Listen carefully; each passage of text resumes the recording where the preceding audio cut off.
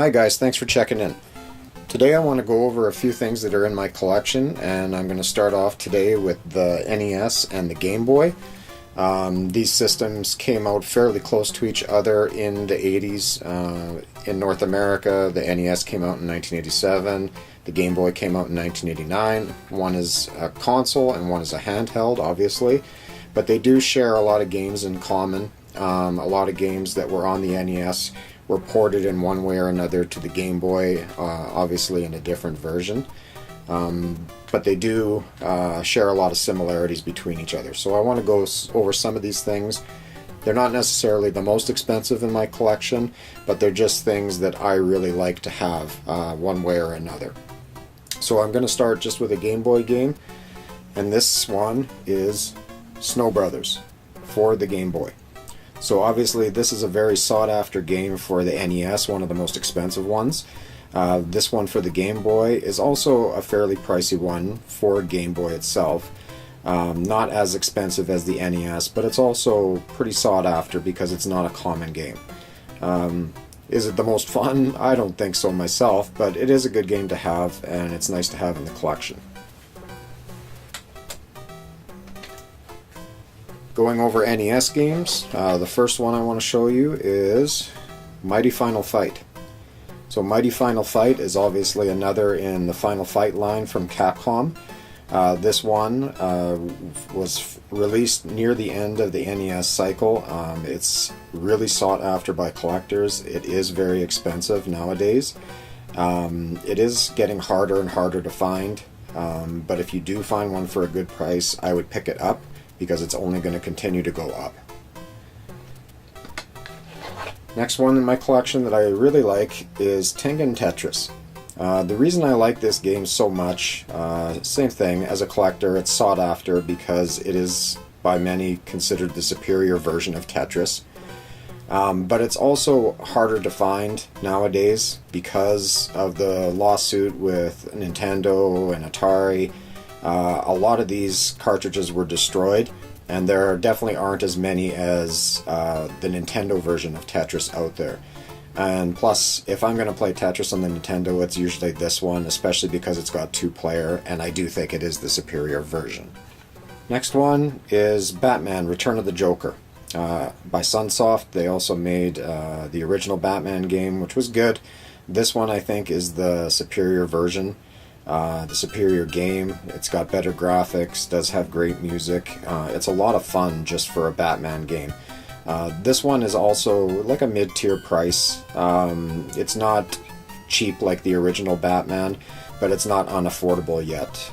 If you have a chance to play it, I would. It is a fun game.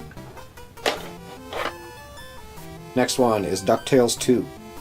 So this is an interesting story. Last year I went to an estate sale that I saw posted in the paper for my city, and they had said that there was some Nintendo games and system there, so I went, and I ended up being the first one to kind of get where they were, and I looked in a drawer, and this was in there. And it was priced for $40, which blew my mind, because I knew at the time this game was worth between $250. So I snapped it up right away. The game itself is fun, just like the original DuckTales, but I can honestly say this is probably the best game that I've ever gotten in the wild, just like that. Another game in my collection is the Maxi 15-in-1 game. It's a pretty neat cartridge. If you have the chance to get the case that it came in a really nice case specifically for this game. Some of the games are interesting. They're not the greatest, obviously, but the cartridge itself, I like having this in my collection. I just found it really unique compared to the other ones. So now we'll move on to some of the other things that I have, accessories, and things that I've collected. Obviously, the original Game Boy. This is the black version. Same as the original version. It's the thicker one. It's not the micro. It's not the versions that came out the pocket. This one is a little bit hard to find, the black one. Most of the time you'll see the original one. But I like having this one in my collection. I've also got the original one.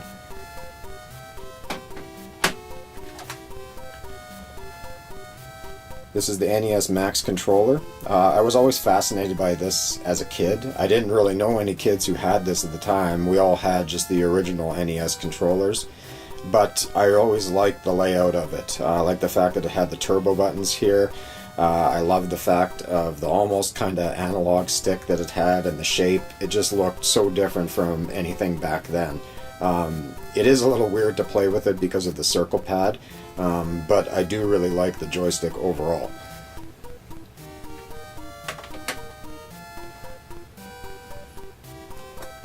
Here, obviously, this is the Power Glove.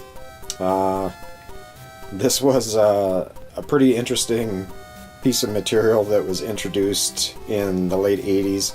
It was marketed as almost motion control type for anybody who's never seen it. Obviously you were supposed to be able to control games with your hands. There's buttons on the back and controls. There are games that support the Power Glove. None of them work particularly well. You also need the sensors with this. It's not just the glove itself. There's sensors that you need to hook up in order to play the games. But just having the glove itself, it's really kind of an iconic piece in the NES collection. It wasn't even produced by Nintendo. It was just made specifically for the Nintendo Entertainment System. But I really like having it. It's pretty unique.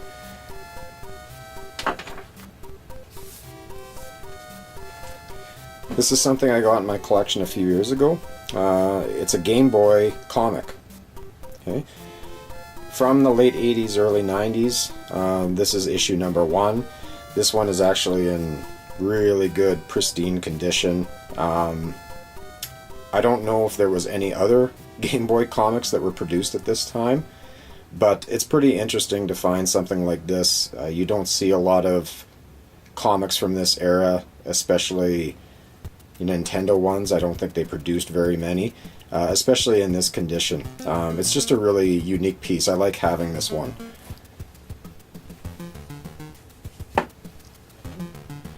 So down over here, right there, that is the top-loading NES. So this version obviously is considered superior by many to the original NES, and that's mostly because of the fact it's top-loading. The original NES had problems with the cartridge slot, that the pins would wear out over time and it wouldn't connect properly to the game. This alleviated that, and this came out at the end of the NES's cycle, the original, and it was supposed to be a cheaper alternative.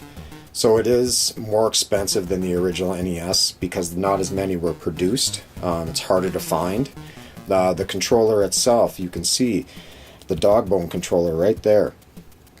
Many people want to buy just that controller itself, and the only difference is the shape of it. Obviously it's in the shape of a dog bone, but the function of it, the D-pad, the buttons are essentially the same as what was on the original NES. At the back, there is the Game Boy camera. This one is in the box, it's complete. This was used as a peripheral for the original Game Boy. And basically what happened, you can take pictures of it with it, It was a digital camera with very bad resolution. Would take very low quality images, and then you could print here with the Game Boy printer. The Game Boy printer interacted with the Game Boy camera, and you could print your images out. There was also certain games that used the Game Boy camera to import maybe your face or something into certain types of games. I'm not familiar off the top of my head which ones worked with it. It was an ambitious project. It's one of the reasons I love Nintendo and why I collect for them. Is because they're willing to try different things. Not a lot of companies would be willing to take the gamble on these, but that's why these pieces in my collection mean so much, is because you never see things like this anymore. In the middle is the original Game Boy.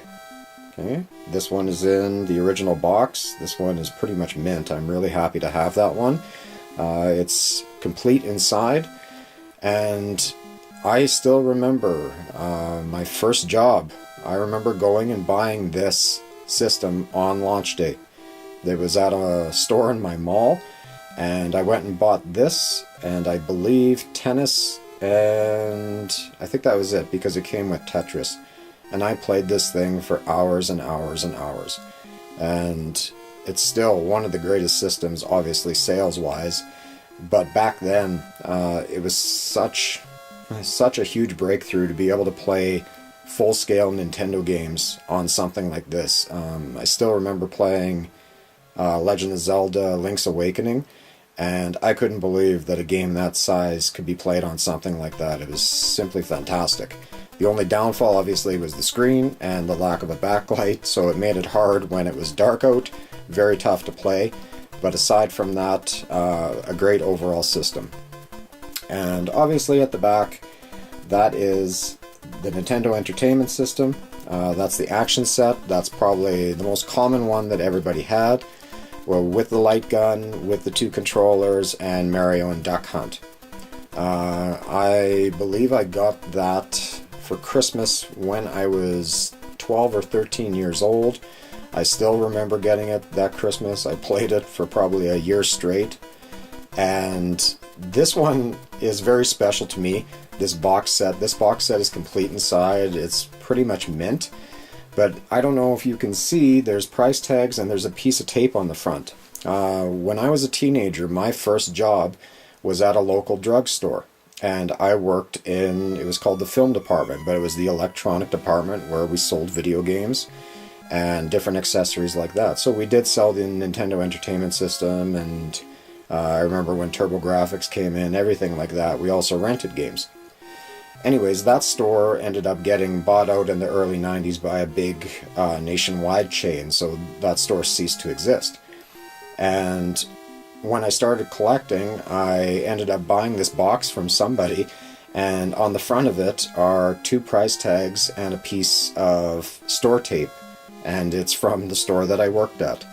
So I was really happy to have something like that. It was nostalgic for me, obviously, from the work point of view, because the store doesn't exist, but it just brings back memories of selling these systems at the time when they came out. It's just a really good piece of nostalgia for myself. So anyways, guys, these are pieces of my NES and Game Boy collection. I have more. I might do another one if people are looking for it. I can obviously put more games in, other accessories, but I'm also going to move on to the other systems. So I hope you guys enjoyed this video.